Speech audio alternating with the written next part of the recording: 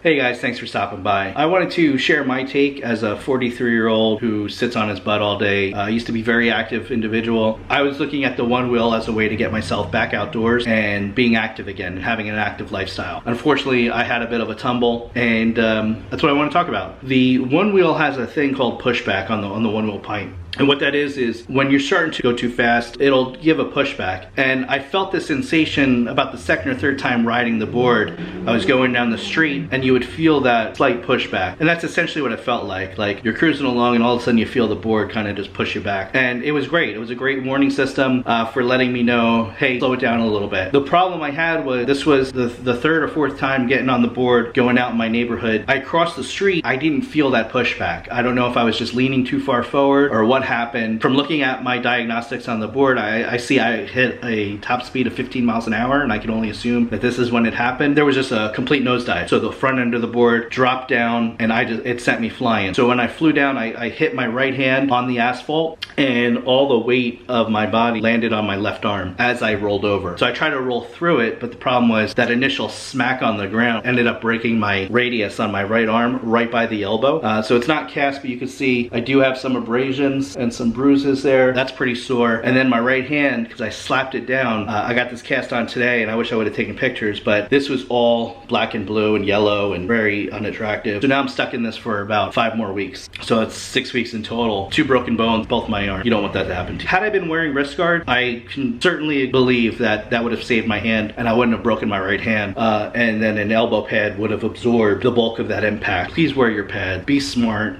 Ride safe. Don't be an idiot. Think about yourself. Think about your family. You don't want to deal with this. My only question of future motion is what happened? I wish I could tap into the board to see the diagnostics, to see what happened to the motor, to see if it was just too fast. Did the board register any pushback? I have no idea. I have no way of knowing. I could tell you it happened so quickly I didn't feel pushback because based on the distance of when I crossed the street, because I know I would have slowed down as I approached the intersection. So as I went through that intersection, I probably fell 20 to 30 feet as I got through the intersection. I don't know if there was pushback and I ignored it, but I never had that sensation of pushback like I did the previous day, and I understood what that was. I wish the board would have just slowed it down automatically.